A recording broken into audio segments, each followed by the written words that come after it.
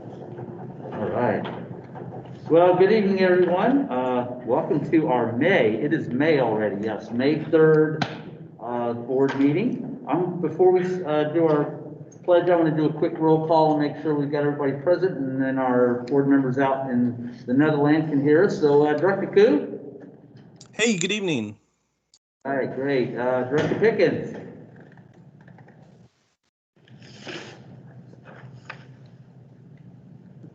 Eric, are you out there?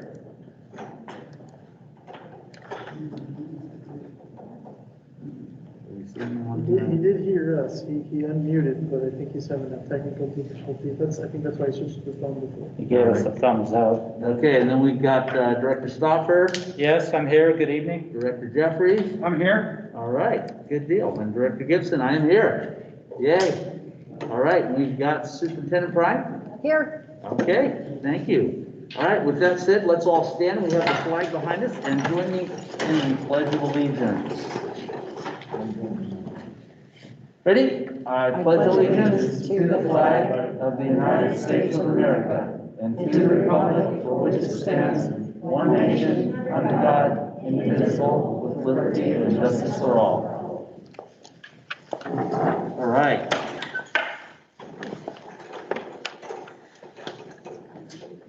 Well, thank you for joining us tonight. This is our second hybrid meeting that we've had here, so hopefully we're getting better at it. Thank you for all the work and getting all the technology together and everything. So meeting protocol here. We are both virtual and live. If you're here, please make sure you have your microphone and your audio off on your computer so we don't have any issues there. And then anybody out there listening to us that is virtual, would you please make sure that your microphone is off, and also keep your video off unless you're one of the board members is speaking. Helps with bandwidth and everything. So appreciate that. And then while we're here, if for emergency purposes, we have to have an emergency. I didn't have to tell people how to get out of their house in the past, but since we are here in person, we have exits both ways. That's our exit area for the meeting anyway. So to try to save, if we can go out to the left to this side, and then exit out into the parking lot there. But if you're closer to there and need to get out, then use the other door. All right, moving on. Let's see here. Director Stauffer, can you do our vision and mission statement for us, please, today? Yes, thank you. Vision. Our community inspires and prepares each student to thrive. And then our mission, in connection with our community, the Sequim School District empowers staff to inspire hope and provide flexible, innovative learning opportunities in a safe and respectful environment so each student thrives. Wonderful. Thank you, sir. All right, and next up, I will read through our acknowledgment of the land we stand on. The Sequim School District administrative and school buildings sit on the ancestral land of the Sequim people. While Sequim traditionally come from one nation, history has led to the formation of three sovereign Sequim tribal governments. The Lower Elwha tribe, located in Port Angeles, Washington. The Jamestown tribe, located in Sequim, Washington. The Fort Gamble tribe, located in Kingston, Washington. The district's primary partnership is with the Jamestown tribe. Today, the tribe and district share a partnership that includes official consultation on program and funding changes that may directly affect American Indian and Alaska Native students, as well as holistic service planning for students to remain successful in their educational journeys. All right, and before we go on, I just want to do another check with Director Pickens, see if we have him out there.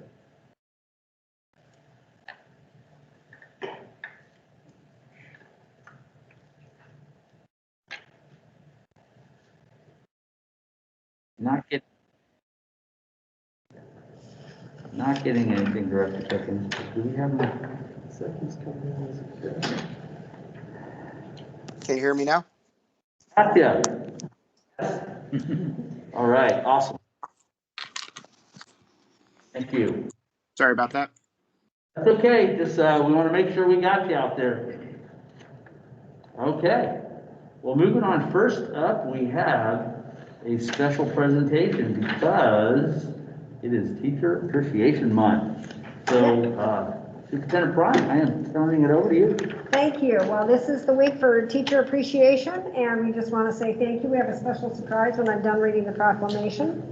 And this is from our governor. Whereas a strong, effective system of free public school education for all children and youth is essential to our democratic system of government, and whereas the United States has made considerable progress in the social, technological, and scientific fields due to our system of free and universal public education, and whereas much of this progress can be attributed to the qualified and dedicated teachers entrusted with the educational development of our children, and whereas teachers provide opportunities for students to connect with the world around them, develop basic skills for success in life and work, experience a realization of high expectations, and the fulfillment of steps toward achievable goals. And whereas teachers should be accorded high public esteem reflecting the value placed on their skills and abilities and the importance of public education. And whereas it is appropriate that teachers be recognized for their dedication and commitment to educating their students. Now, therefore, I, Jay Inslee, Governor of the State of Washington, do here proclaim May 2nd through the 8th, 2021, as Teacher Appreciation Week, and May 4th, tomorrow, is the actual day, but we're celebrating all week in Washington, and I encourage all people in our state to join me in this very special observance. And the other day, Friday, Domino's stopped by, the manager, Ryan Rose, and brought enough gift certificates for every teacher in the district to get a 1 medium, 2 topping pizza for free. All they had to do was bring in their gift certificate, and it does not expire until August 31st, 2021, so they have some time to pick up their pizza. Wow, So, outstanding. thank you for what everybody, thank you to all the teachers for what you do in the classrooms and nurturing our children, so thank you. Thank you. Yes, this is always a special time. The heart and soul of our district are our teachers, and you know, we can't thank them enough for all the work they do on a normal basis, but also especially all the work they've gone through over the last year of hybrid virtual education, a learning step for all of us. Wonderful. Okay. Well, thank you. Next up, we have the approval of our minutes from our April 26th meeting. We have a motion. Motion to,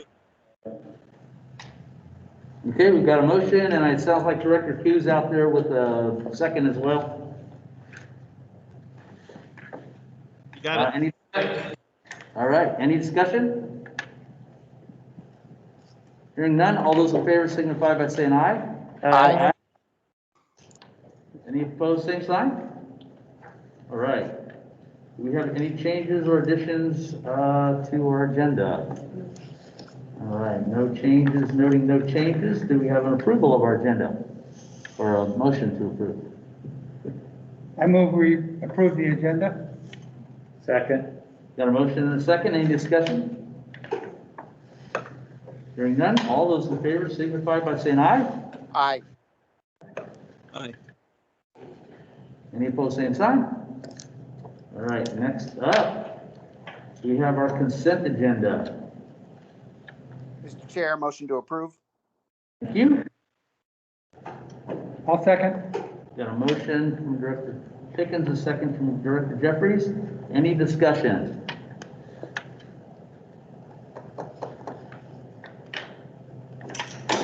Okay, hearing none, all those in favor signify by saying aye. Aye. Any opposed, same sign? All right. Next up, we have public comments. Do we have our list over there?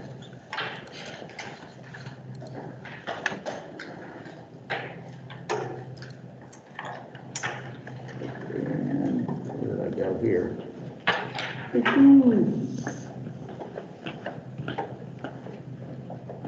Thank you, Steve. Appreciate it. Okay.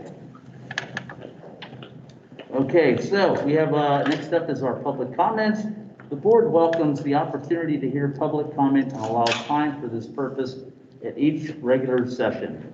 To address the board, please sign in the public clipboard, and of course, you could submit written comments, which I have one here that I'll be reading shortly, to either Tracy Norman, T. Norman at Sequim Schools, or school board at Sequim Schools. Okay, there we go.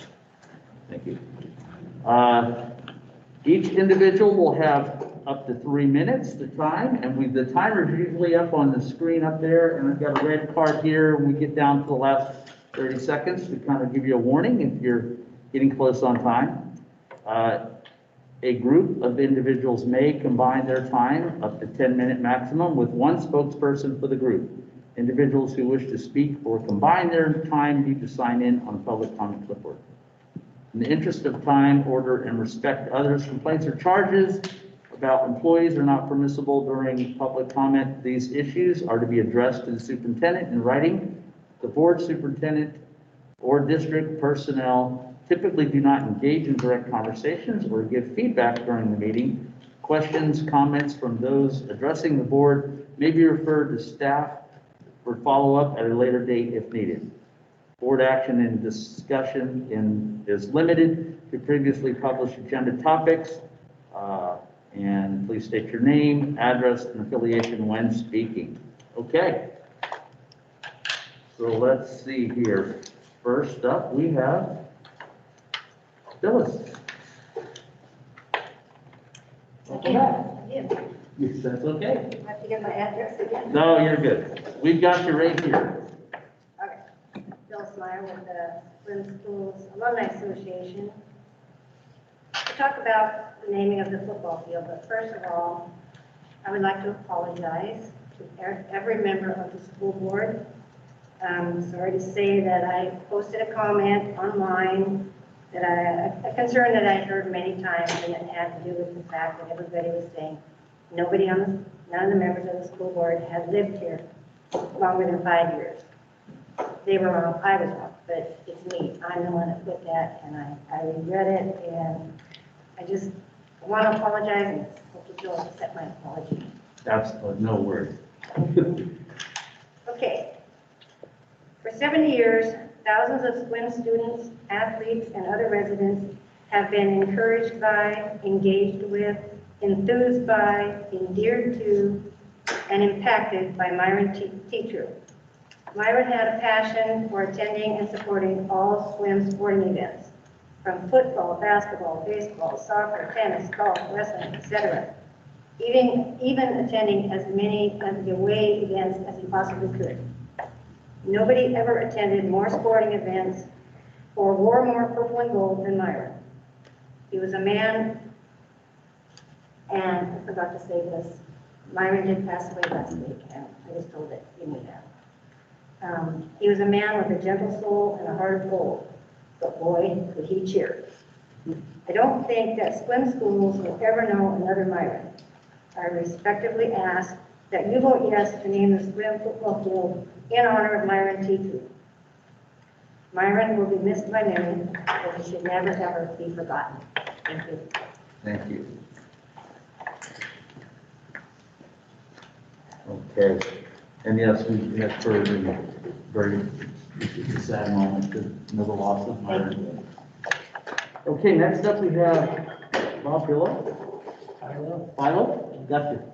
By the way, this was from the bid swap, or did you get that to read it or sent it into the email as requested? I did not. She asked me to read it. I want to get you to read it, or should I read it? You can. I have copies if, for anybody else. Who would like. Or you have your own comment? Yeah. Okay, I'll take this. Okay. Yes. And do I need to speak with the mask on? Yes. I'm really more comfortable. Okay. It is a requirement that we have our mask in here. I'm sorry.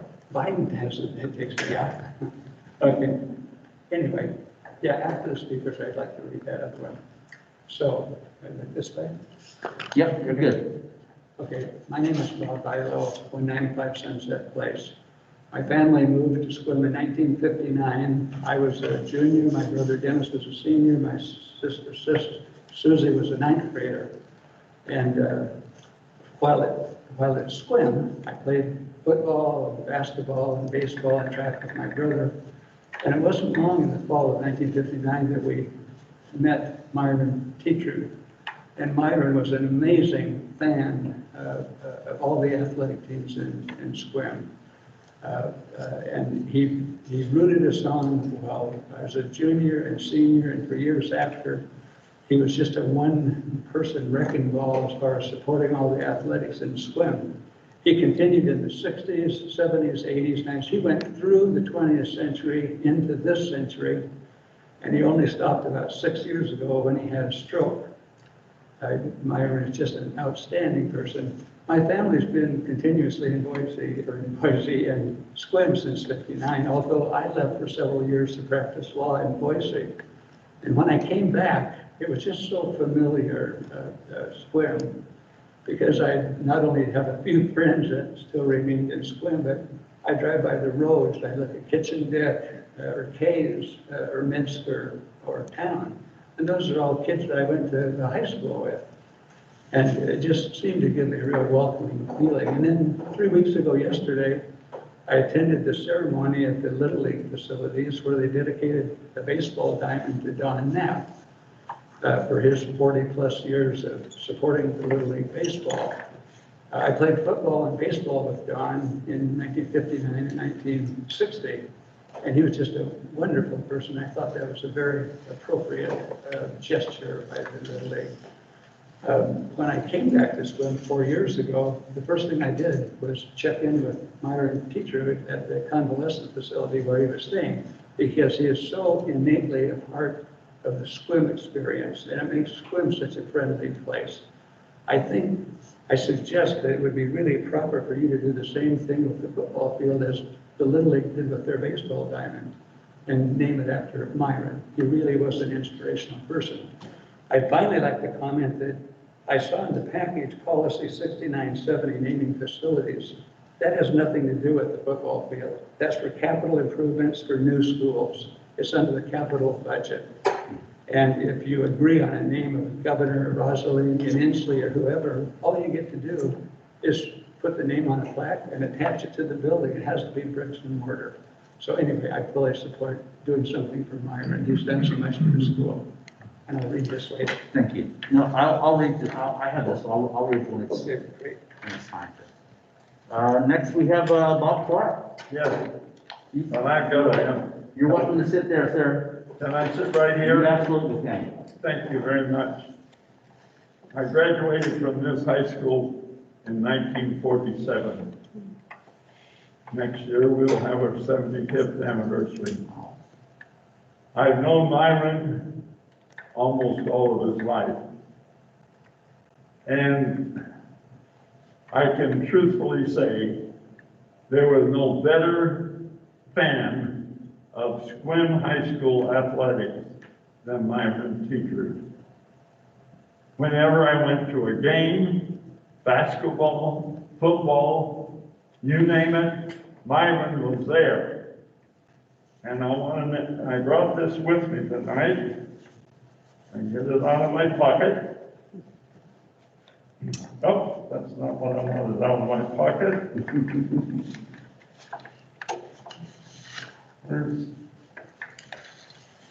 Oh, it's on this side. And Mr. Vital might remember this. You remember this?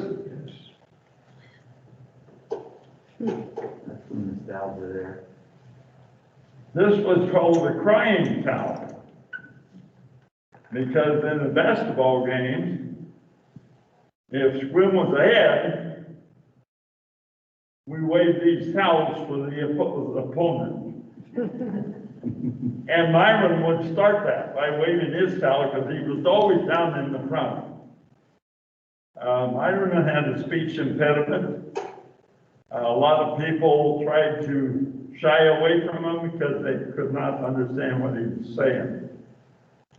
I knew that whenever I saw Myron, and I saw him a lot, because he was a Grange member and I was active in the Grange. And when I walked through the door, Myron would come to me and tell me about the last game he'd seen and the one that's coming up the next time. He truthfully became a mascot of any athletic team because he rode with the team on the buses to out-of-town games of any sort. He was an outstanding individual. He himself could never be an athlete. You'd have to know Myron to realize that was not up for him, but the Lord gave him the memory. He could quote you the scores and who had scored in all the games. He was fantastic. I think it would be nothing more appropriate than to recognize Myron. Unfortunately, he did pass away, but to recognize Myron with the Sequim athletic field, which is the football field. And I know that somebody has said they could find a rock of some sort, like they have in front of the gymnasium for Rick Caps, that would have a plaque put on it, Myron Teacher's Athletic Field. And I think that's proper in his memory. That's all I have to say. Thank you, sir. Thank you. Thank you.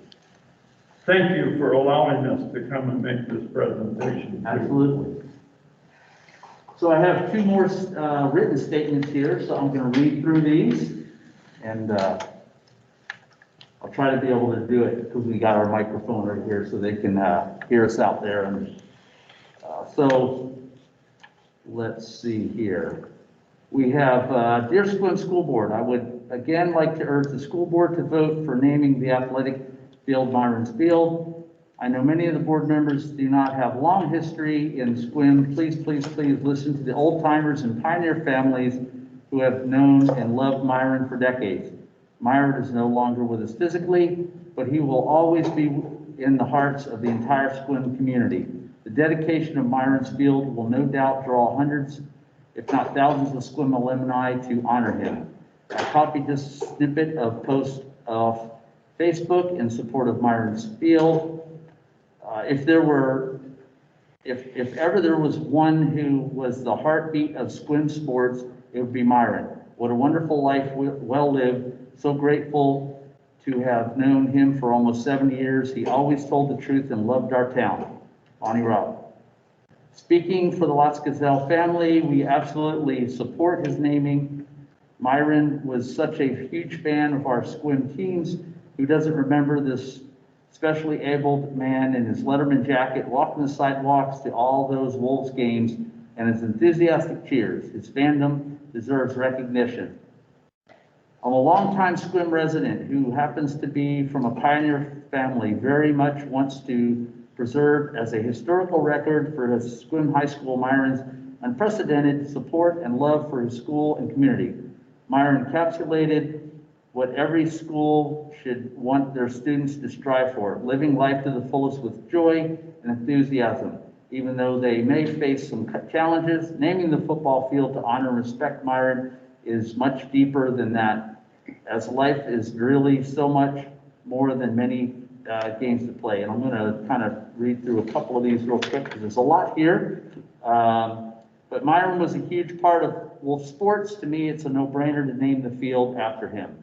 Myron loved our school and our kids, and the best cheerleader and supporter any person or school could ever have. It's appropriate and logical to make this choice. Myron did much more for this town than just be the biggest alumnus and lifelong fan any school could ever have. I simply wish that Myron's way about doing things with empathy would be respected. The man was 100% pure, wholesome love. And let's see, beautiful way to honor a man that was grown through and through and bled purple and gold. When you left the game, he was there for so many people just to say good job, way to go. Never a bigger fan of all the athletics men and women that played sports. If there was one person who could jazz up the stands and get everyone pumped for cheers, it was Myron. Sad to hear that #1 Sequim fan has passed away. Myron was the wearer of purple and gold since I can remember, a fellow JC for many years, a Grange member, you name it. Myron was a major super fan. My dad had a car lot, and I washed cars on Saturdays. Myron would come by and replay the games, whether I was playing or others. Let's not forget, he was also an honorary letterman with a jacket to prove it. I have read that Sequim schools have had a rough year. It's time to give the town something to be thankful for. And then I have one more here we received. Do not remember when I met Myron, just that his friendly smile was always there. Since he was more than 4 years older than I, seems like I've always known him. He touched us all with his friendliness, but more of all for his love of everyone in the Sequim community. Myron was an absolute fan of every sport, especially our school sports. His memory about a basketball game in 1961 when the Sequim Grey Wolves were headed to state stunned me when we talked about it in 2014. When he was honored with his greatest fan award, he was so happy because I don't think he knew how nice he was and how much everyone loved him despite the fact that we all adored him. Myron thought his teachers, principals, and school board were the smartest people ever and highly respected them. He wasn't a fighter, and he would agree with their decision in school or in sports. My last conversation with him several years ago, he said he never liked harsh, unkind people and would never be involved in a fight. The name of a humble man like Myron must not be used to test a school district policy.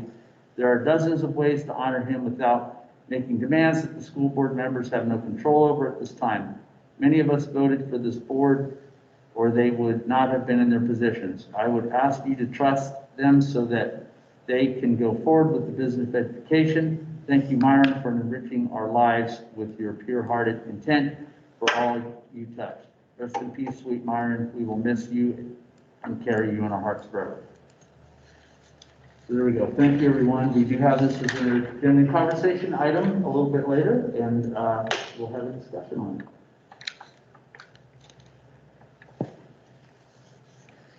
Anybody else before we close our public comment? Okay, thank you. All right.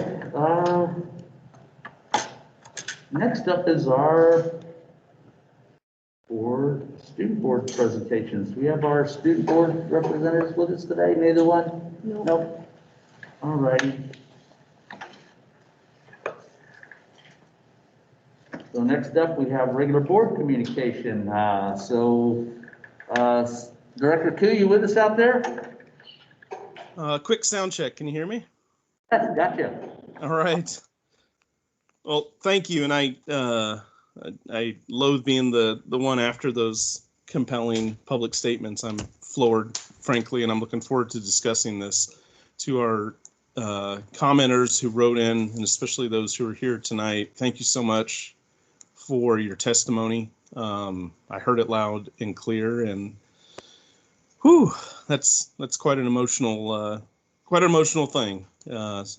Myron's obviously an incredible person and unabashedly purple and gold his whole life. So just tremendous to hear about, and the enormity of him passing since we were convened here last week is not lost on me. Let me pivot a little bit and say thank you to our teachers. I remain grateful for all the good work y'all do for our students, our most precious asset in the day in and day out. And this year has certainly been a test for all of us, but I know y'all have been at the front lines, and we're grateful to celebrate you this week and lift you up as you deserve. Prior to that, I'd be remiss is not to thank our principals, who we also recently celebrated, and just leaders amongst our educators, and for everything you do to keep the teams in place and make each building a well-oiled machine and working properly. I got to give a shout out to our student athletes. We know this year obviously caused or forced an adjustment to their schedules, but I remain absolutely floored at just how much activity is going on. We have students doing 2 sports in the same week, as the seasons overlap and things are working together. I've got some curveballs coming down the pike, that the athletes are dealing with and adapting to. So nothing warms my heart more than seeing our student athletes out there on the fields and courts of competition and doing what they do best. So it's just a testament to their resiliency and just to showcase. Oh, can you hear me?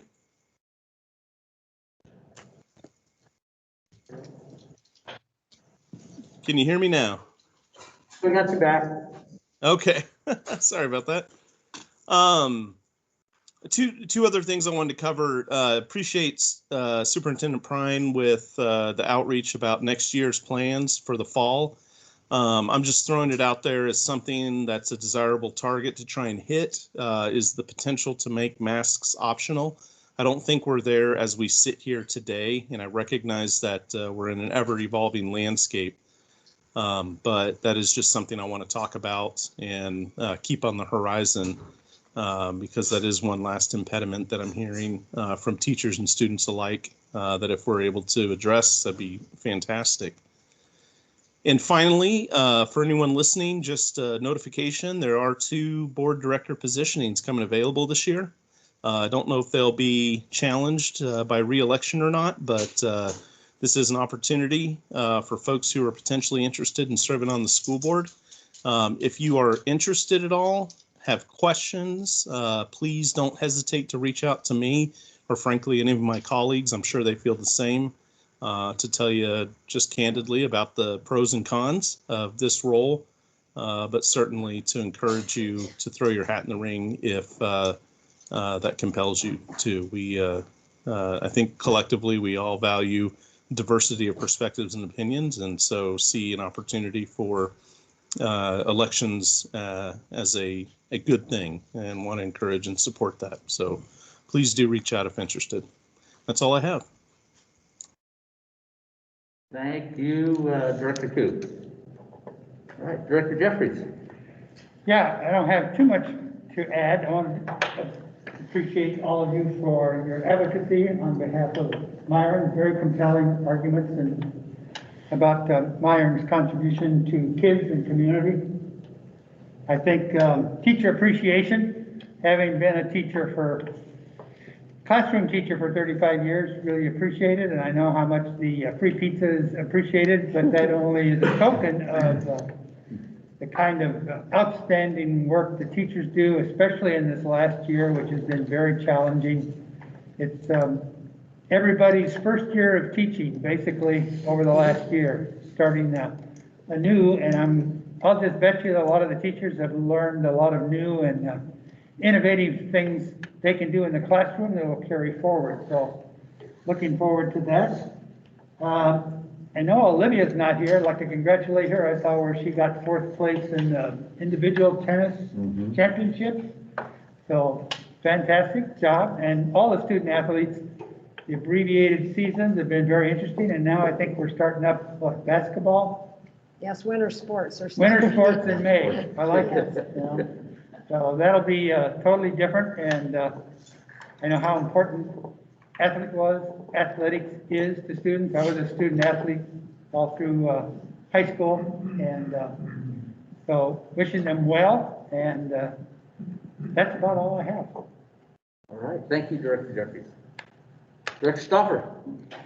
Yes, thank you. So I'm thinking of winter sports, so if we were south of the equator, we'd be in the winter. So maybe we just kind of switch that perspective around. But thank you to our community members who, it's not an easy come and speak for a group, and you did. Thank you for being here and expressing me. And I knew Myron, and I say I always welcome when because he was there handing out the programs at every game and hand those out. So teachers appreciation. So as a grandson, son, brother, uncle, cousin, nephew of teachers, it's in my DNA, and so just really appreciate the life of a teacher. And this year, wow, I mean, it's a multitude of challenge, and I believe we have all met it together. And I think back on a WASDA meeting where it was talking about opportunities, and there was just so much opportunities, and we here at Sequim, especially our teachers, have grasped those to ensure all of our students, our kiddos, FTEs, whatever title we want to put out there for them, have gone forth and tried to do the best they could in this very complex. And yes, those student athletes, along with Olivia, I think that tennis, they got first in the districts or region. And then just seeing all those other, and their season was cut short, but they're still moving along with all the. So switching hats a little bit, I have the latest legislative session update, and that was, WAS's legislative committee works on all these, and so I don't need to reinvent the wheel on the presentation that we worked through. But Tracy, could you go maybe on down to, and I'll ask my colleagues, have you seen this? Because it all went out, but for our public here, this is always available to you. But how about the next slide under total appropriations? So this shows what each district is to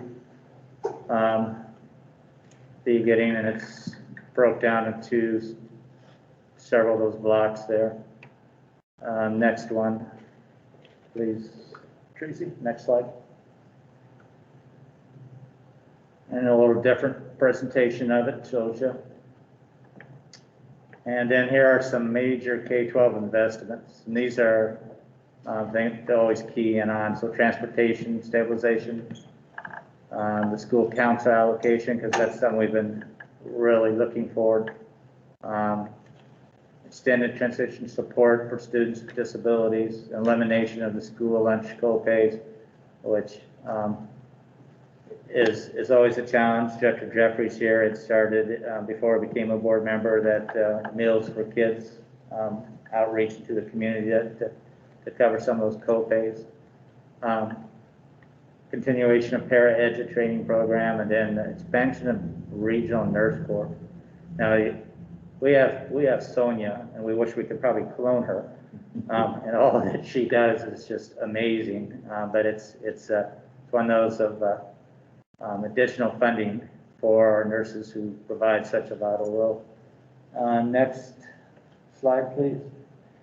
And here's just a high-level overview, and it has the ESSER grants that are available, enrollment stabilization, transportation stabilization, school funding stabilization. So I just encourage colleagues to read through those. I know our business finance director, Darlene, is all over this and will be bringing us reports as she always does. Special ed professional developments, and later we'll hear from our special ed director, Shelley Langston. So that covers it on the session overview. I encourage my colleagues to continue to look for those updates, and WASA will be. What's next in that presentation is, could you go back to that, please? Keep scrolling down a little bit more, Tracy. Is the season, that's another important slide too, but it's the window for submitting legislative proposals is still open until the 14th of May. It's way at the bottom, sorry. There we go. So all the directions are on there, and as an individual board member, you could partner with a board member from a different district. We could partner with a different district. So if anybody has any ideas. Now, we do have a slate of 120 legislative positions out there, and some do overlap at times. I'm myself kind of in a position to just kind of stabilize for this year and see where those align. But our legislative positions enable our government affairs staff at WASDA to discuss with the legislators one-on-one on what the needs of our kids. So that about covers it. But one last community item, since we've been talking about community. So Irrigation Festival, which is the oldest community festival in our state, 126 years, kicks off this next weekend. It will be a very abbreviated. There will be some virtual events, but there is a kind of a mini parade happening on that Saturday. And so I would encourage folks to go to the Irrigation Festival website and where all those are listed and watch for those events.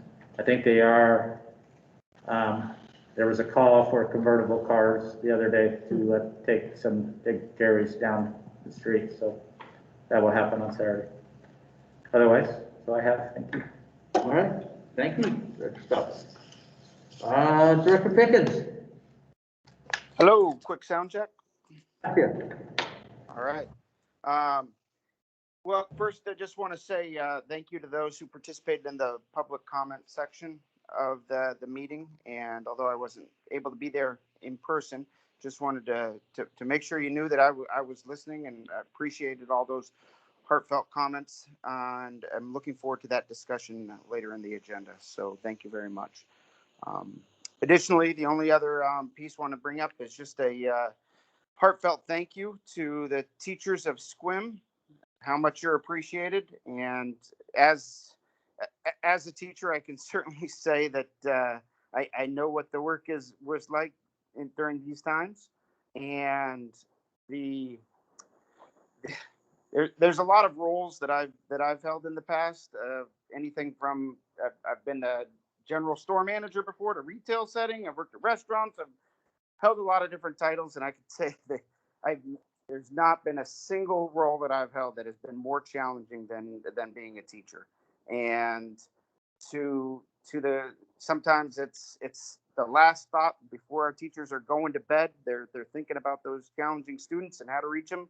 And sometimes it's the first thought in the morning. And I know all the hours spent this year especially. So just want to make sure to honor our teachers in Sequim. They're putting their heart in it every day, and it's so much appreciated.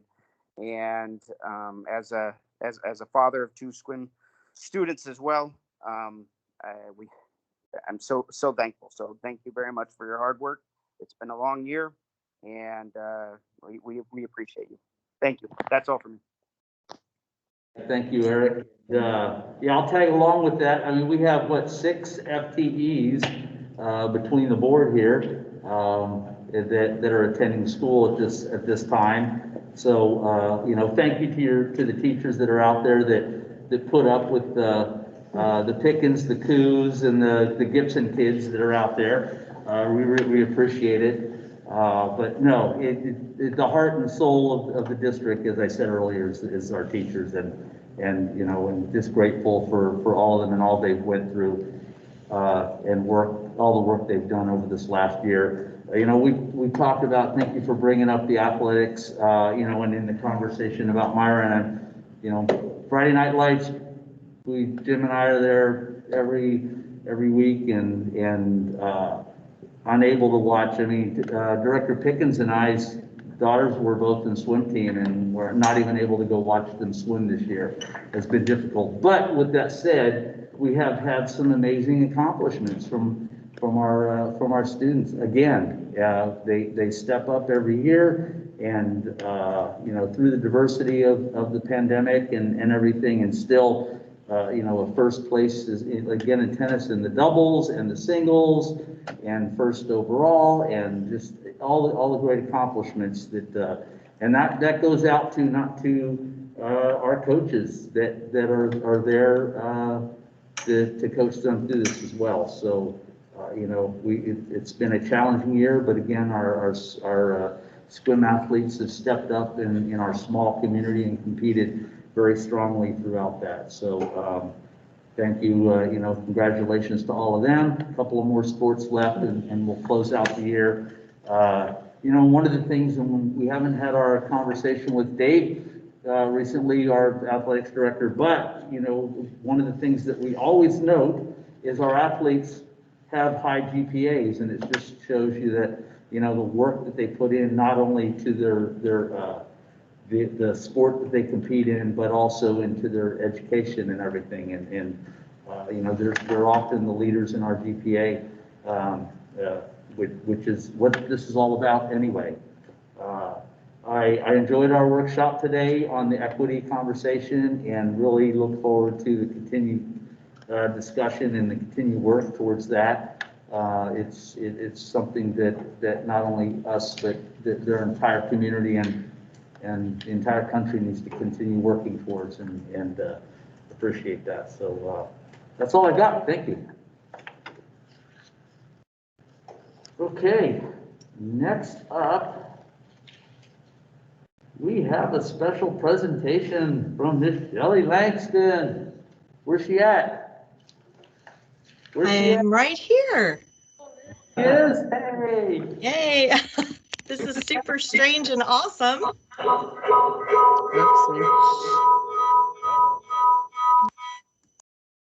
Go. Is that my mic? Nope, that was in here. You're good. Go was messing around. You're good, Shelley.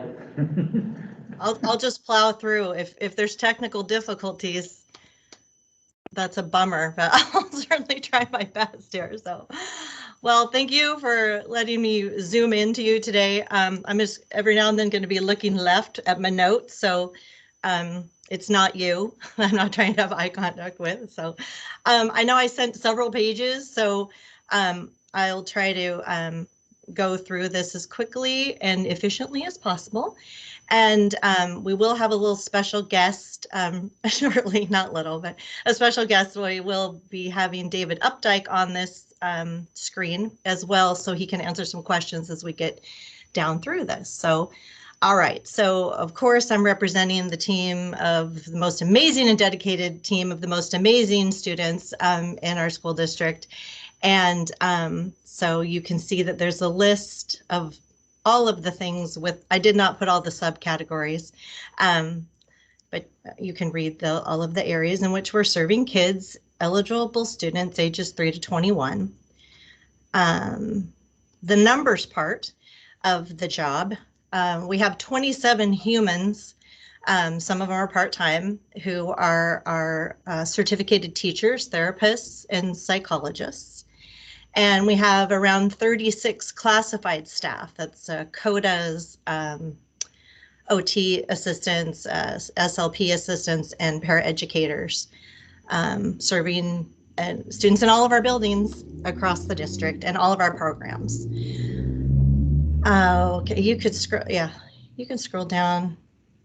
Yeah, to more of the numbers part. I just wanted to give you an idea of where we were as of 4/21/21 with an update, because today was count day.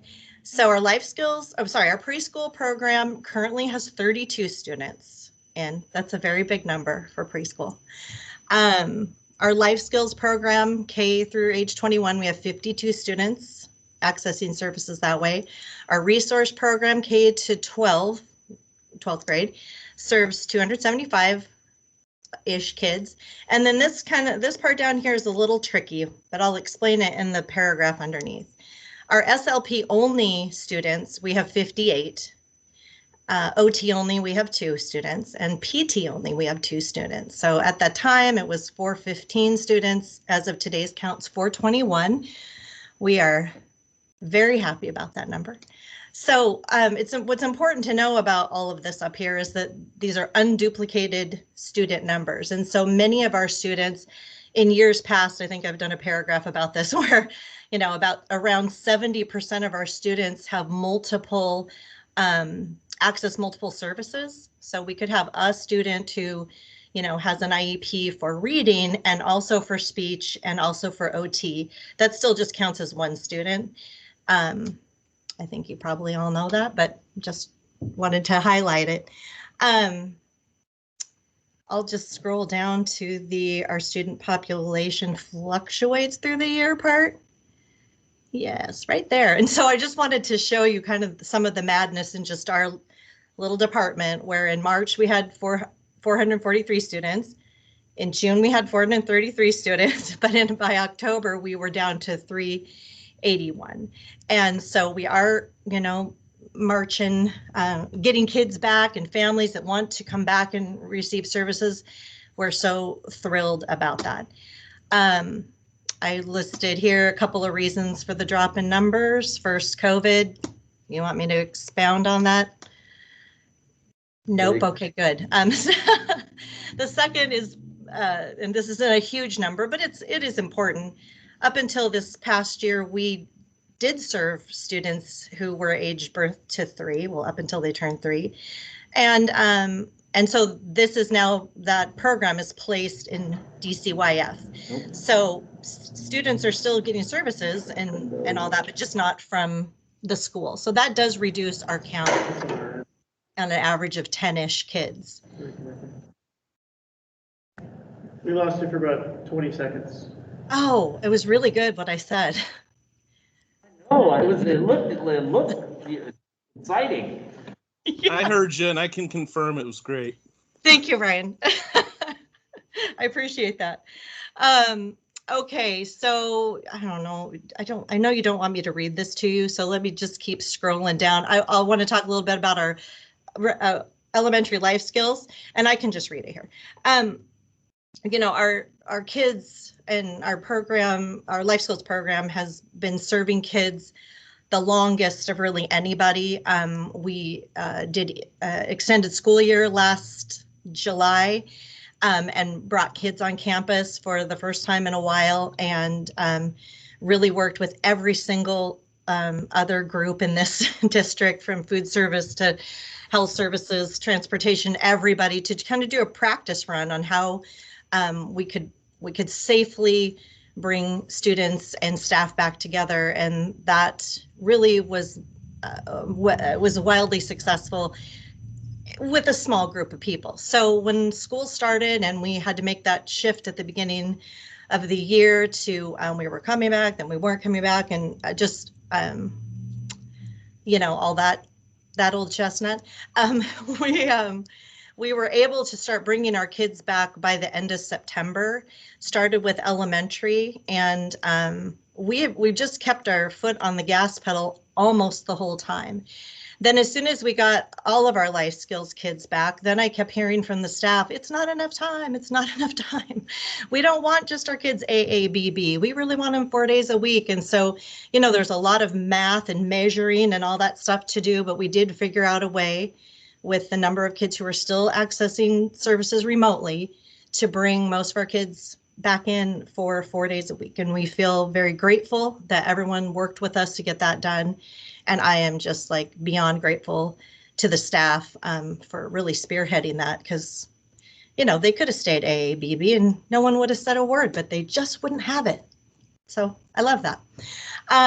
Okay, let's go down to, all right, there's 2 major shifts here that we've got going in our department. There's probably 1,000 minor shifts, but there's just 2 major ones. And I'm kind of going with a super left brain and a super right brain version of what we're doing. And this is where I'll introduce, maybe David, you can unmute yourself. David, because really all these words are his, and I just stole them. So, you know, because we all work together, but it's a huge shift, and it's very complicated. I'll say it like this, that even now, if we're concerned about a student, alert with a learning disability only. And we have to go about the process of studying and figuring out, where the student is, what the needs are. The main thing we have to do is we have to show a discrepancy with what they can do for us with their IQ.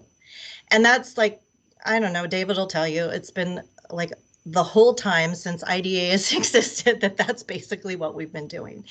And we are now, the whole state and possibly all parts of the country, we're going to a better way to review student needs and meet them in a more global way. And so that's what's on this part of the screen.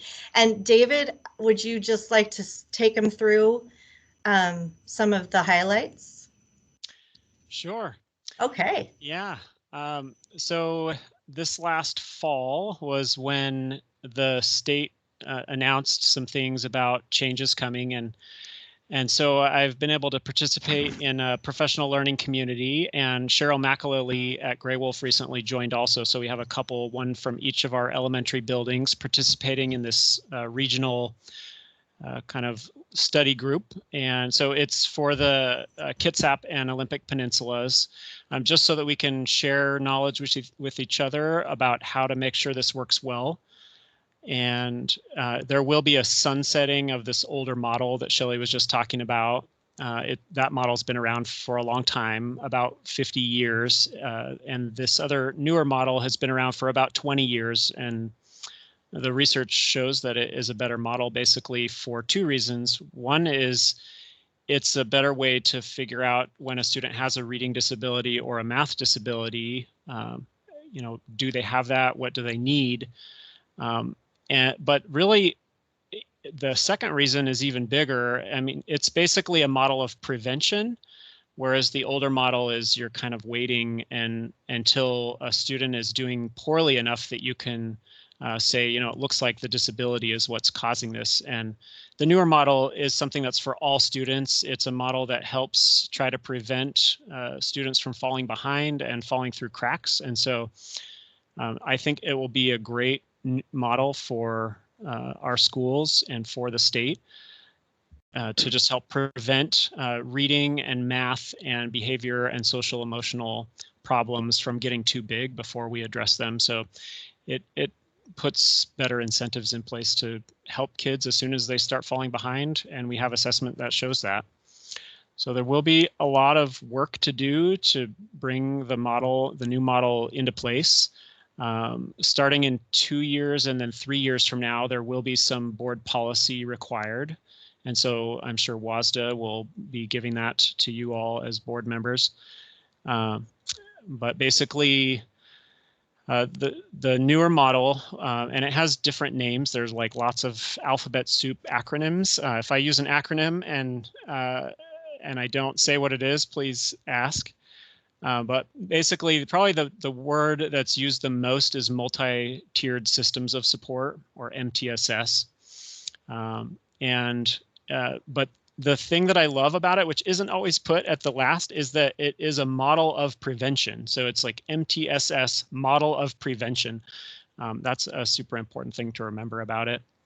And I guess just a couple other things, and then if you have any questions, I'm happy to answer. One is this school year, our teaching staff and principal staff all around the school district, paraeducators, some as well, are learning about universal design for learning, which is that UDL that you see on the screen right there, that top line.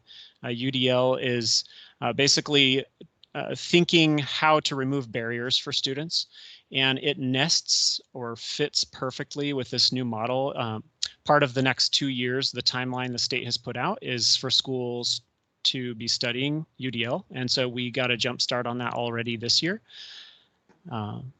And I am really excited. I think it's going to be a good shift, a lot of work. Like I put in this last little bit here, I think in our district, at the elementaries in particular, because these models are easier to put in place in the elementary than in the secondary schools, but the the elementaries in our district have many pieces of this already, and really we're ahead of many other districts in some ways, which is nice.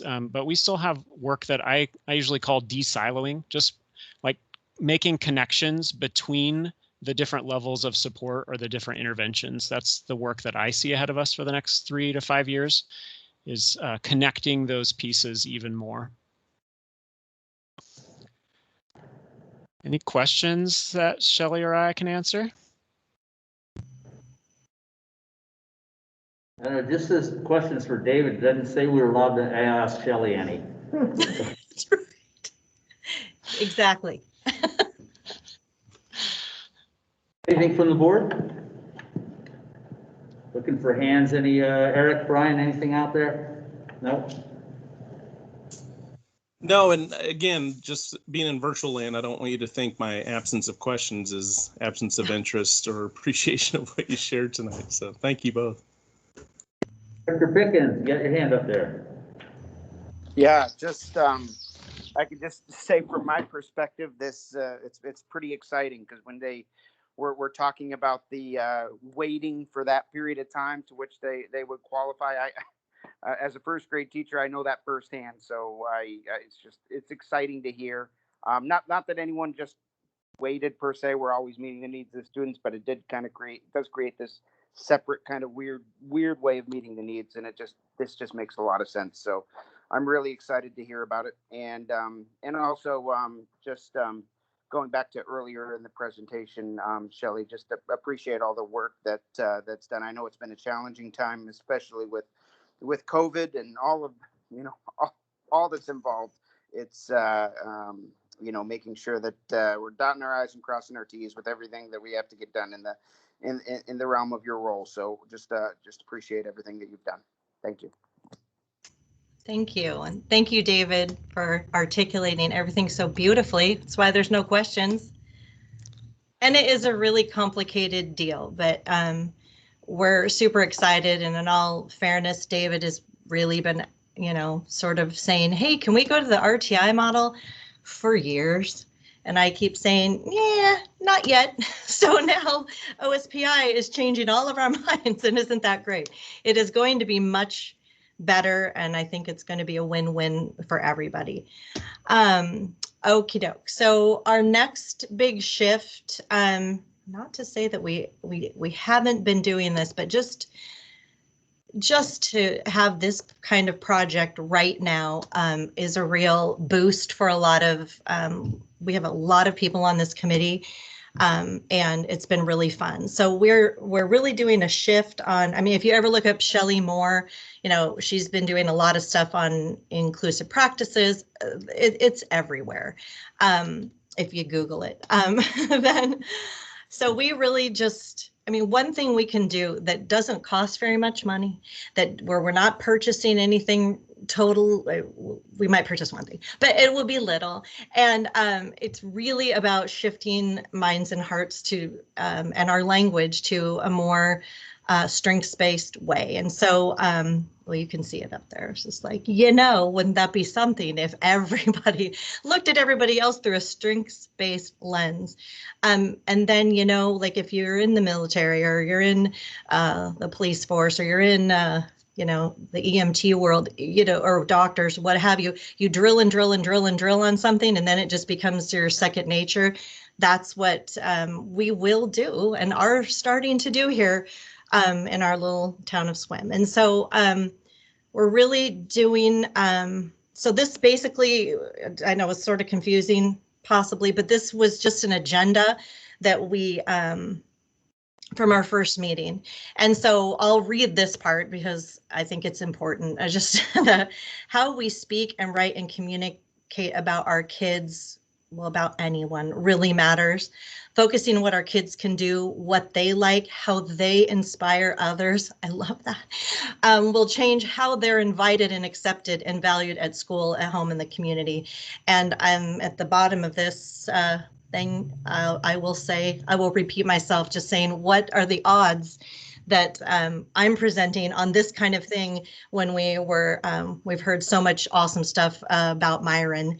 And I think he personally embodied a a lot of these things we'll be talking about here today. So we will scroll down. Okay, if we could go to the part, I just want you to see, it's this article in the International Journal of Whole Schooling, and I have all those in a Teams folder that I can get to Tracy if you want to read through some of that stuff. It's very cool if you're having a rough day. It's very hopeful and pretty good stuff, but just want to read some of the highlights here. That adopting strength-based IEP writing practices is vital to reconstructing the perception of students with disabilities, right? From, you know, kids that are always having to work harder, or it may be harder for teachers or staff, to capable contributors in classrooms.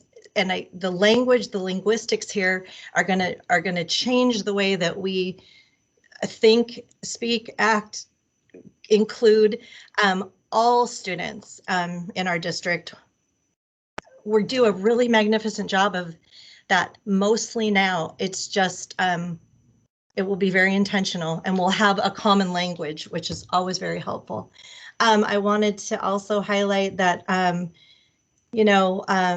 increased peer interaction, it's one of the bottom bullets, can lead to students across campuses understanding that a disability as a valued form of diversity.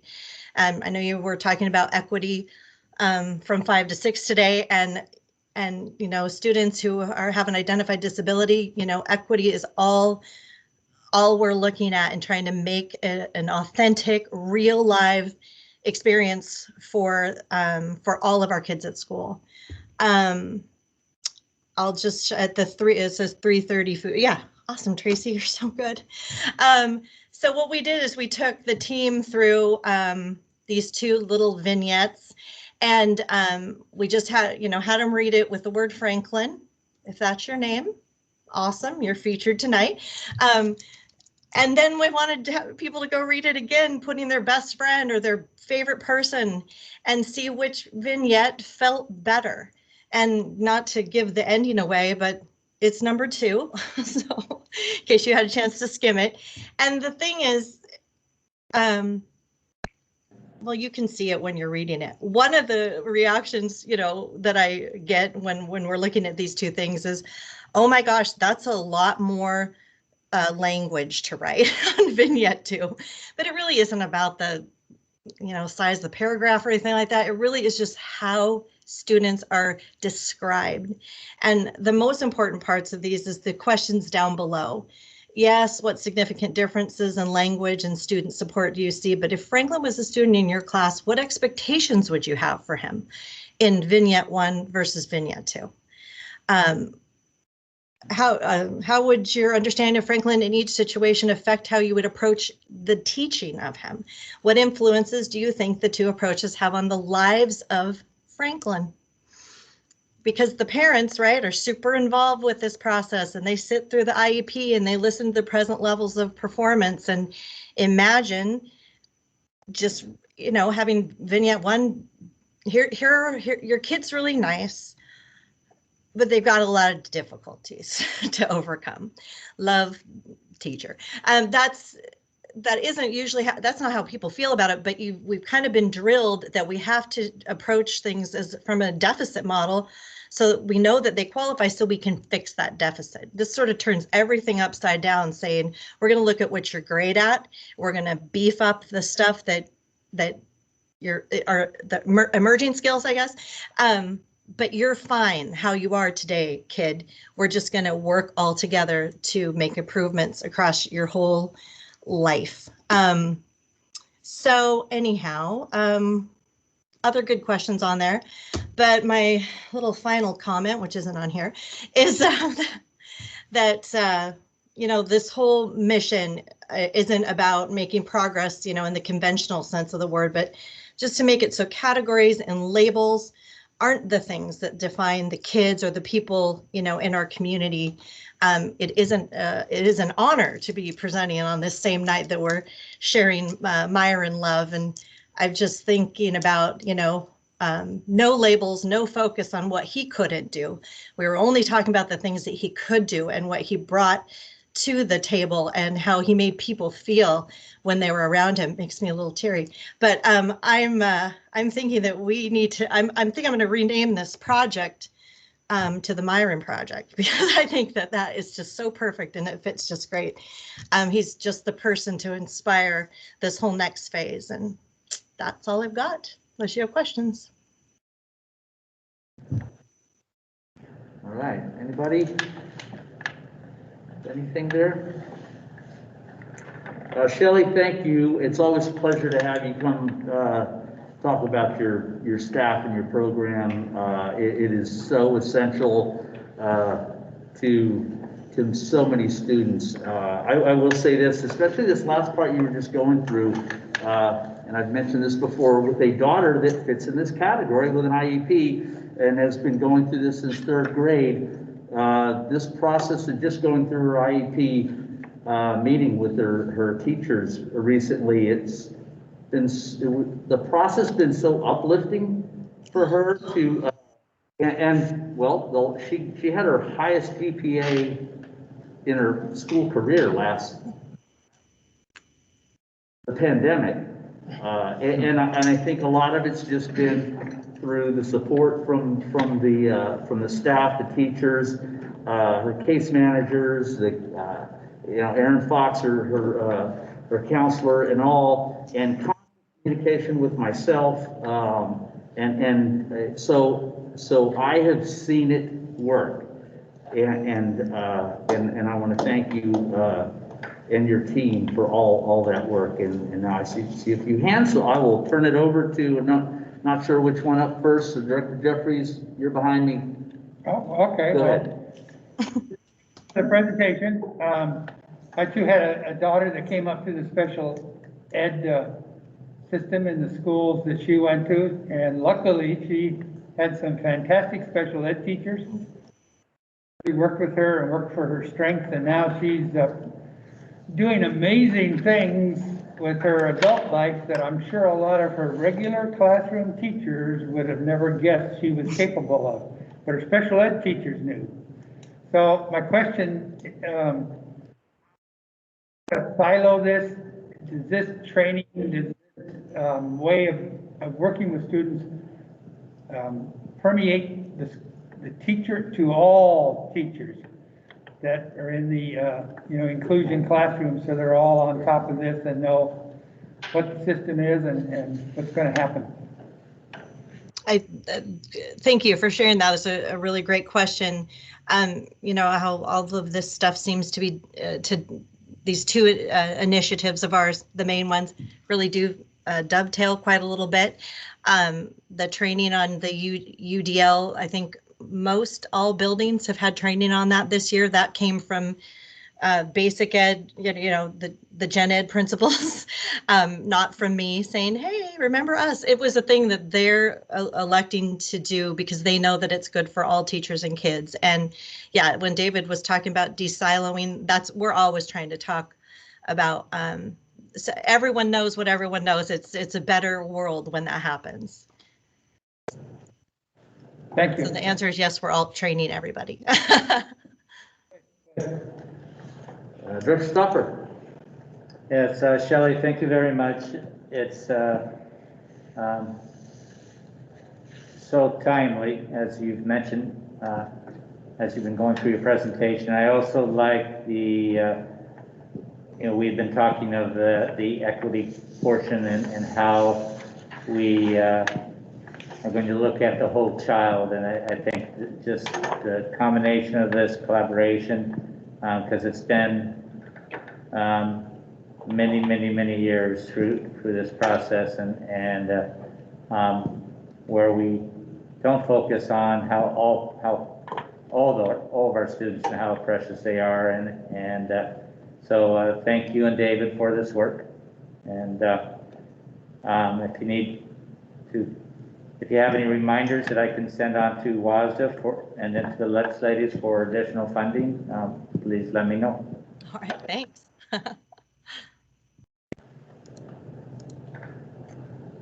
All right. I think that's it. All right, thank you. Okay, Bye, Shelley. Have a good evening. Bye, you too. Next up, we have the superintendent report. Okay, well, it won't take me too long. We just met last week. Lots of things have happened though. It is Teacher Appreciation Week, and one more time, I just want to do a big shout out to the teachers. Also, we are starting our work on diversity, equity, inclusion, and belonging. And the more Shelley talked, the more I thought, wow, this just dovetails so nicely in with the work that we're doing. I'm going to be doing. We start our Kids at Hope training tomorrow. I interviewed, well, last week, 5 excellent candidates were interviewed for the Helen Haller principal position. 3 of them were moved forward to my desk, so I interviewed all 3 of them, so I will be in touch with the board later tonight when I get home. The PE waiver that came up at the last meeting, that is a waiver that is a standalone waiver. And so we had the emergency waiver that you approved last week for high school graduation credits, where you'd have, if a student, and it is only for the class of 2021, and if a student needed to have a waiver for 2 core credits or 2 CTE credits, or all of those, they could do that. But the PE waiver, you can substitute sports for PE, and you can do some other things. So that waiver is a standalone, and it continues on even after this expires.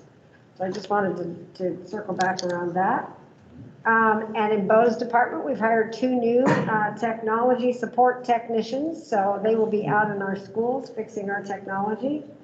And we recently interviewed and hired our district assessment and student information systems manager for Maria Rorgan. When she left in December, we got that position filled, and that person will start, I think, the end of this week or the first of next week. So we're at a busy time. And on Thursday night, we will be doing a Zoom for parents at 6 o'clock to talk about our back to school plan in the fall. All right. Thank you. Looking forward to that as well. I know many are. Okay. So on to new business, and the first up is the stadium name discussion. So again, as many have said, thank you to our community members that have come today, and those that have sent in their letters to us in this discussion. And and this is something that came up kind of in the beginning of this pandemic time, and we just had a lot of as was stated in one of the letters here, just sideways crazy stuff to deal with over the last year. And so, now is time to have this discussion. And I appreciate, thank you, Dr. Prine. We did put the policy in here, and the policy that we have is basically regarding, we're talking about, the way I read it, buildings or schools. So if you had a new school go in of that sort, what would we call that? How would we call that? So and the way I look at that, there's not a specific policy. No, related to there's this. not a specific policy on naming an athletic field or something like that. This is the only policy that we have on naming a facility. Perfect. Okay. So Director Q, I see your hand up there, so you can start, sir. Great, thank you, and I appreciate that. Yeah, a couple of observations as I was looking into this since we last met or brought this up is we do have a limited scope policy. So as I see it, and I would defer to our CEO to clarify one way or another, is we could either proceed with the limited scope policy being liberated from detail in that, or I noticed I wasn't able to log into WASDA to pull up the sample policy, but I noticed a number of other districts had something more recent than 1998 that does include naming of facilities or rooms or things that are a little more specific. So there is a template out there for us to consider, and I would certainly be in favor of doing so. I got to say, and I'm just being completely honest here, the testimony today, I was moved to tears here. I'm honestly kind of glad I'm not there, so you didn't have to witness that. It's a pathetic scene, but I just absolutely blown away. You know, I don't want to say or commit to a final approval of something that we need to go through some sort of process to bring forward to this board. However, for what I understand of Mr. Tetrud, or Myron as he's known amongst SQUIM friends, is, I mean, this is exactly why we have these policies. This is exactly why we do these sort of things. I mean, they make movies about people like Myron. So, you know, I do believe in due process for the district, but I would, and I'm happy to volunteer if helpful, to bring a policy forward within the parameters by which we could address this if we chose that path over just being liberated by the limited scope of the current policy. But I would not only suggest that for the district, but would also be willing to volunteer to help that along, and would encourage alacrity with that, as there's a moment in time here that I want to be respectful of. But again, I reserve that final decision for the board and won't pre-commit to it, but those are just my feelings tonight and at the moment. Okay, thank you, Brian. I think you were up next, Director Jeffries. Oh, yeah. Yeah, I would say, well, in the normal course of our time, we would address this policy sometime in August, maybe, I don't know. I mean, It's down the road because it's 6970, so it's probably one of the last ones. It might even be September.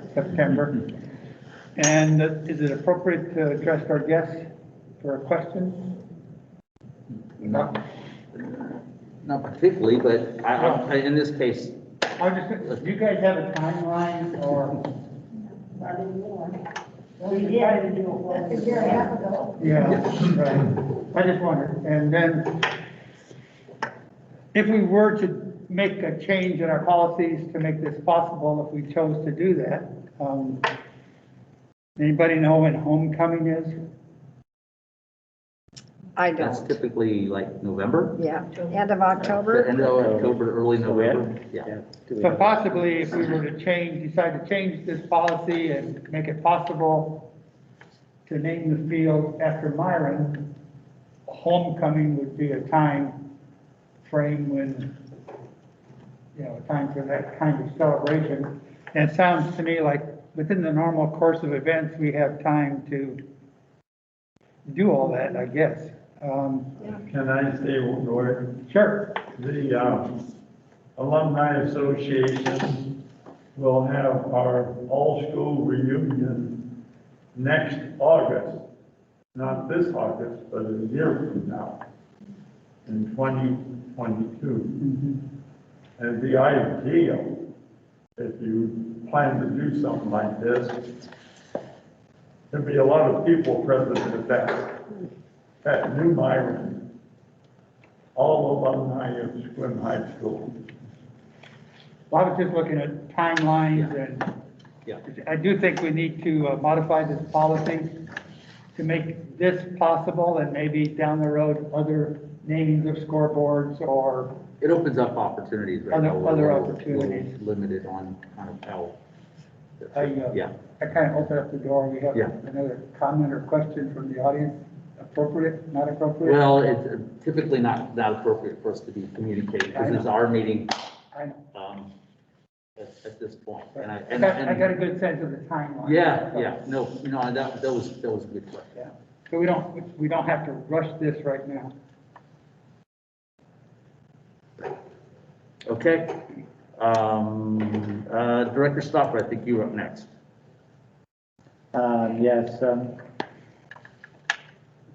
I was thinking back when looking at the policy date, and it kind of corresponds to when we last passed a bond, and when we built Gray Wolf Elementary, and we built this facility we're sitting in right now, and then the H building over there.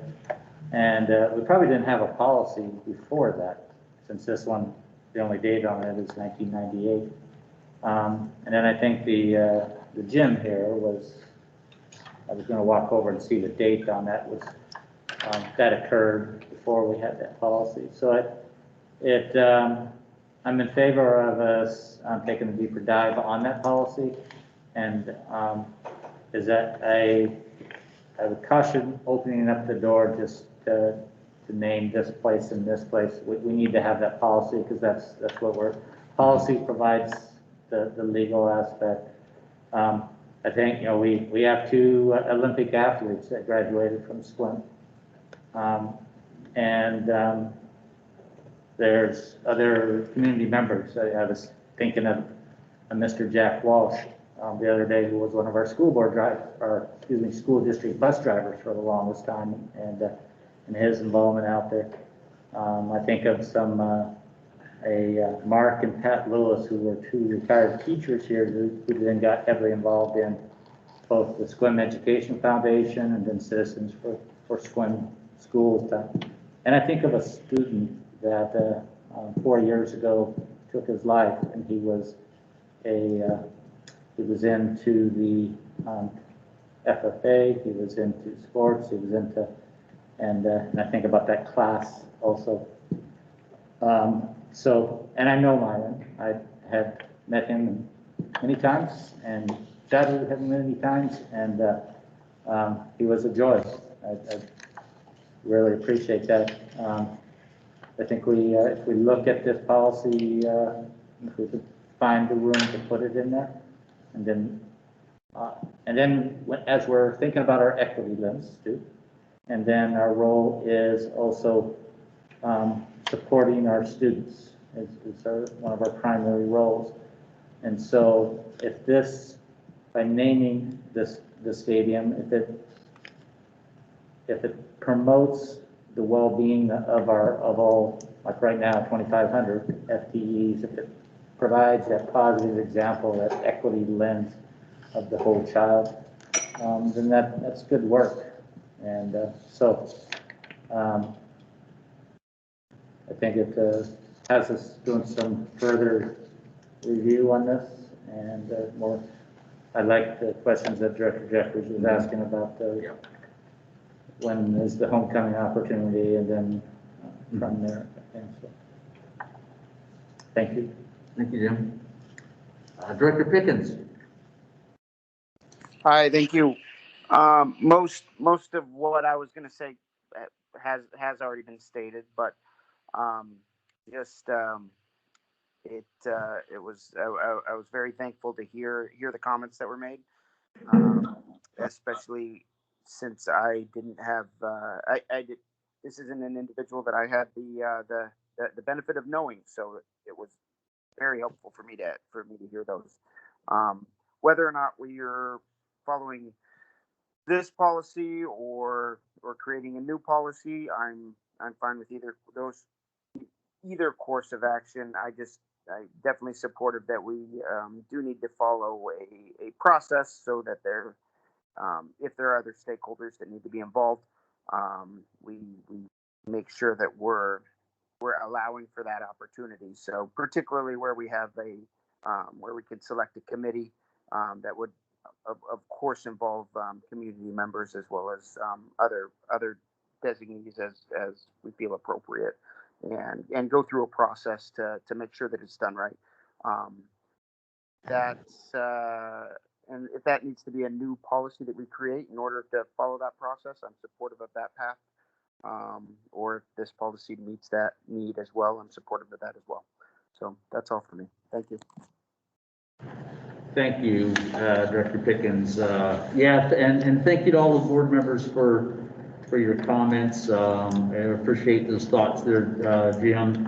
I don't think that any of us have any doubts of the impact that Myron had on the school, the students, the community, and everything. And as one of our statements were, getting raveled up in policy, and unfortunately sometimes those things do, we have to be careful of how we approach items in areas again, and I don't think any of us doubt the fact that this could be a good move, a strong move for our community, but we have to also be careful of setting a precedence of doing something outside of a policy that can dictate how we go through this. And you know, the naming of the facility is kind of a good example of that. There's a process to go through that, you know, and we have a process. We do have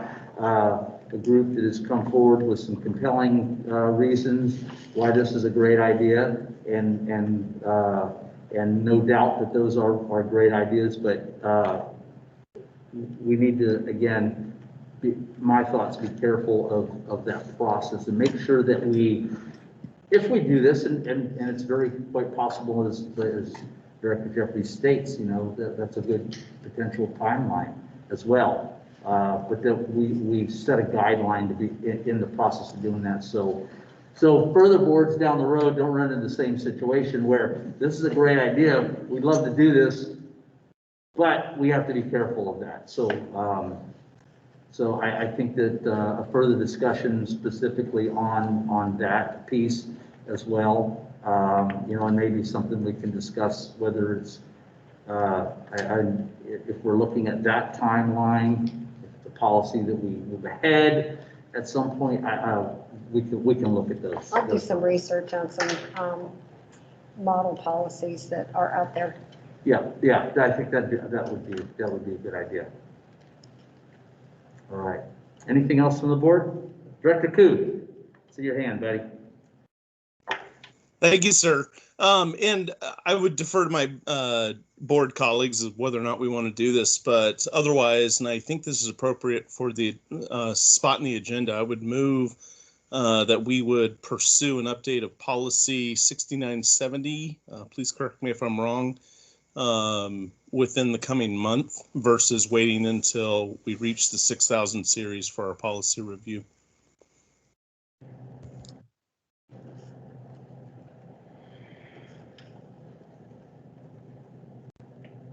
So we have a motion to move that policy up. Do we have a second on that?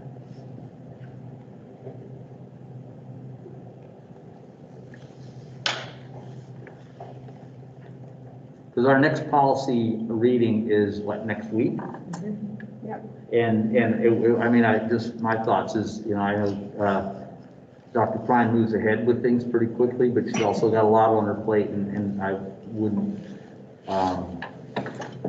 want to put that on Dr. Klein to have to try to pull some model policy ideas out in that short time frame. I'll see what I can do. But we do have a policy workshop on June 9th as well. Yeah, So. Director Stauber. Thank you. I just think about the work that's ahead of us on getting all of our FTEs back into the buildings. And we have some specific deadlines of reporting to OSPI, and that is where our focus, I believe our focus needs to be, though this is an important item, and I want to ensure our community out there, but we staying with our process, staying with, but having flexibility. You know, it's kind of, I look at it as also Robert's rules, where those provide us a good foundation to guide us through things. But our superintendent has been going forth with to right the ship for us here, and I want to stay myself personally on that right now. Okay. But give a little more breathing room to our cabinet too. I would think so. Any other thoughts? Mr. Chair, I would just note for the record that the motion failed. Okay. All right. Thank you. Next up, we have 1202, the student representative application. Thank you. Thank you all.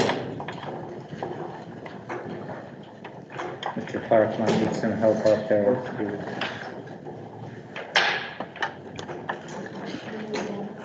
Yeah. And then you have to do that. Here's what I don't need to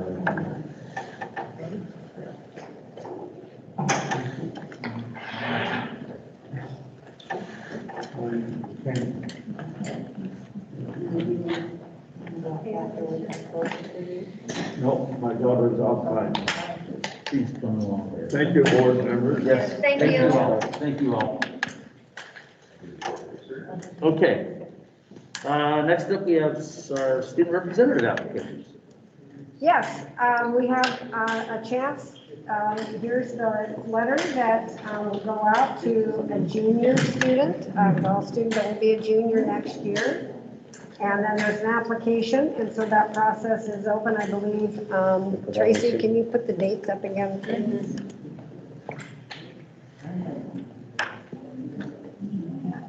Thank you. So that application is open May 10th through the 21st, so starting on a week from today. So if you have a junior or you know somebody that will be a junior and they're interested in sitting on our board, this is the time. So it's kind of exciting. All right.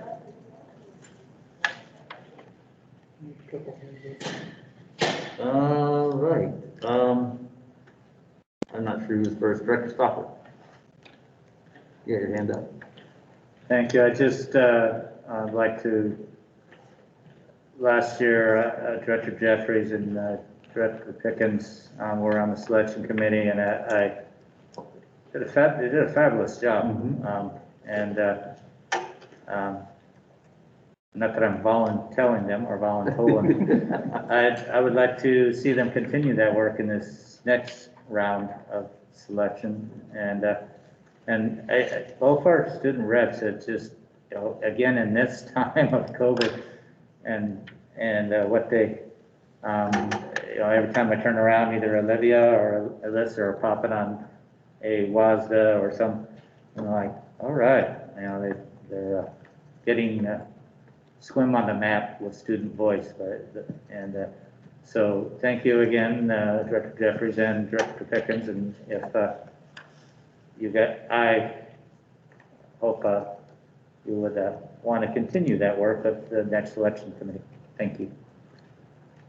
Okay, Director, I think you were up next. Yeah, thank you. The previous comment notwithstanding, would love to help out if needed, but agree with the excellent work done by the duo who brought us our current students, student board reps, but just recognizing my tenure on the board, love to help if that help is needed, and excited to see what candidates come forward. Thank you. Director Jeffries. Well, I was going to say, yeah, it was a fantastic experience, and I think Eric and I did a fantastic job, but however, we couldn't have done it without the student input. So having the students on the interview committee, I think, is essential, because while they don't vote or decide on who the student rep's going to be, their discussion and insight was invaluable. And we were really impressed with the group of students that came forth. So it was a very good experience, and I'm glad I went through it. And should I get an opportunity to do it again, that would be great. But I recommend it to all the board members if you get a chance to be part of that process. It's very worthwhile. Thank you. And Director Pickens. Yeah, just wanted to say I'm happy to help out again if there's an opportunity. All right, good deal. Okay, thank you. Next up, 1203, amend the resolution for 2202-2021 out of endorsement teachers. Yes, I will let Victoria jump in here. This is, she's going to explain why we have more teachers out of endorsement, and there are some logical reasons. So go ahead, Victoria. Thank you, Dr. Prine. Thank you, President Gibson. Good evening, directors. I do prefer to get things right the first time around, but unfortunately, this isn't one of those times, so I do need to ask for your grace while I navigate through these novel experiences here in Sequim and frankly in the state of Washington. So while I originally brought this to you in February, I had reviewed one report from our systems that showed the course titles that were assigned to our teachers and another report that showed their endorsements. And I looked at these two to determine which teachers were teaching out of endorsement, as that really seemed to be the only tool that was available to me. And so that is what I presented to the board. And then a few weeks ago, when I received notice from OSPI that our educator equity data collection was available, I opened it up and discovered that according to OSPI, we had far more teachers out of endorsement than I had previously reported. So as I analyze the list, I see that over half of these teachers, while teaching in their endorsed areas, have students assigned to them coded to special education. So it flags the teacher as out of endorsement. And that actually is something I do want to take a closer look at, just to make sure that our coding is appropriate for these teachers. And I look forward to working with our new student information systems manager when she's on board to review just the remaining names on the list to make sure we are assigning codes well and appropriately. But for now, due to present time constraints, I do need to ask this body to partner with me so that we can be in compliance and I can submit our report to OSPI within the deadline. And I just want to thank you for your patience and your understanding while I kind of suffer through my growing pains. And I mean, I hope that gives you a kind of a good enough background as to what I'm looking at and what I'm trying to navigate. But I want to ask if there's any questions or anything you need from me in order to feel comfortable with this amended resolution. Director Two's got his hand up. Thank you, sir. For the sake of procedure, I would move to approve as presented by our Director of HR, and I do have a clarifying question once appropriate. And Mr. Chair, I'm happy to second that. Okay, the second, go ahead, Director. Great, thank you, and I appreciate Eric being the second because it's half Victoria, half Eric here, or maybe all of the above. I guess I just want to be mindful. I have no problem with the correction itself, and please don't feel bad about bringing this forward again from what you described and just the world that has been chaos of late. Can you give any context to if this is an abnormally higher amount of folks out of endorsement, and again, just being ignorant to the complexities of the full system, is if it's an indicator for anything the district needs to be more responsive to, whether that's continuing ed or whatever the case is. I truly am speaking out of ignorance here, so I don't have an agenda. Well, I wish I could answer that with authority. In my experience, I would, at first I'm going to say maybe not.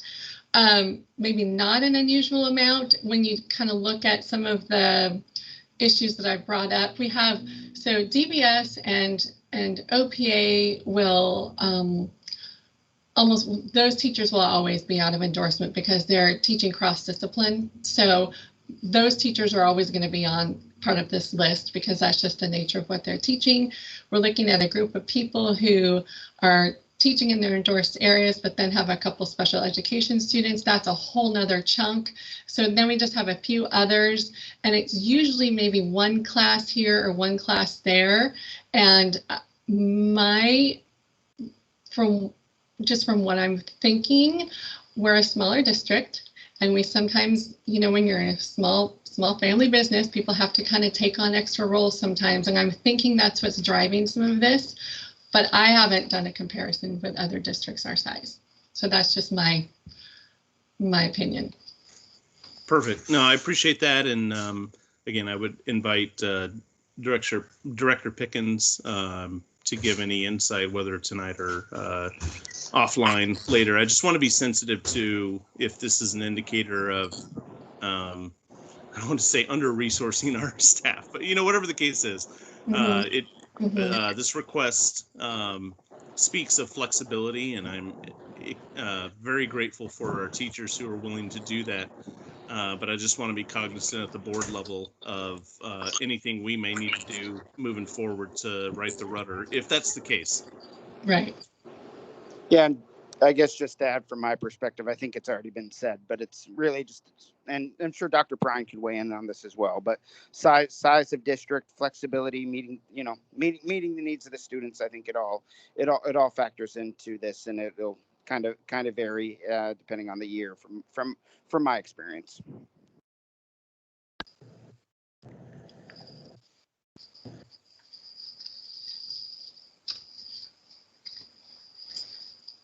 Well, I just thank you again for your patience with me, and while I just navigate this new position and learn all of the ins and outs of how to make sure I'm in compliance with Washington and doing right by SQUIM. Any further discussion? Hearing none, all those in favor signify by saying aye. Aye. Aye. Aye. Same sign. Right, there you go. Thank you, Victoria. No worries coming. It's a lot of work there. Appreciate it. Thank you. Okay, last up, we have the Academic and Student Wellbeing Recovery Plan Discussion and Review. Yes, so Tracy, can you just open up the, let's see, is there an attachment there? Mm-hmm. Yeah, if you could just open that up. So this is what OSPI wants us to turn in. And it's just a checkoff sheet, basically. So if you can just scroll down, Tracy, I'm not going to go through it all, but you'll notice that there are, so what I've done is I've given this checkoff sheet to all the schools, and then I'll compile all their information, and then I'm going to ask Megan to put it into a nice presentation for May 17th, because she is an expert at that. She is. And she is. And so this is our back to school in the fall plan. One of the things that we do want to do, and we're going to talk to families about this on Thursday night, is to have them also give us feedback for this plan, so that we have asked staff, and I know that the principals met with their building leadership team and the staff at their schools, and then we will ask families, and then we'll put all this together. And I have to send this part into OSPI, but when I come to you, this will be attached, but I'll have this in a nice presentation so it makes sense. And the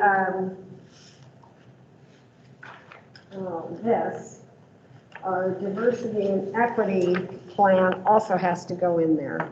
So I'm pretty excited about this, and I think this will be a really good starting point. So there are just all kinds of things that we need to do and boxes we need to check, and I'm excited because it's the basis of the plan, but the plan as we move through it will be changed, and we'll figure out what works and what we can leave by the wayside. So yeah, so there we go. There's the plan, and it just continues with more and more boxes.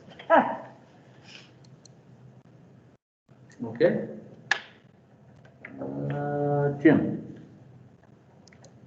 Yes, Dr. Bryan, just thank you again for presenting this to us. And for Thursday, will us board members that don't currently have DNA FTEs, will we be able to? We'll send you the Zoom link, and then Tracy will have to put out a special notice, because I'm guessing that families that have students might want to hear, I don't know, we're sending it out, so we'll just make sure that we put a special notice. Yes, we'll send you the link. That was a long way of saying yes, we'll send you the link. Sorry, I must be getting tired. No, thank you. I'm articulating my thoughts well here. Okay. Anything else from the team or for the good of the order? Director Koo. Thank you, sir. Just for our IT director's benefit, audio is fantastic tonight. The OWL looks like it is functioning well. It's not quite as high def as the direct feed from Mr. Updike or Mrs. Langston, just as an FYI, but it works well. I can pick people out of a crowd. Audio is fantastic. When the chair was facing our guests and then backwards, it didn't really make much of a difference. We could hear you loud and clear. So thank you. Yeah,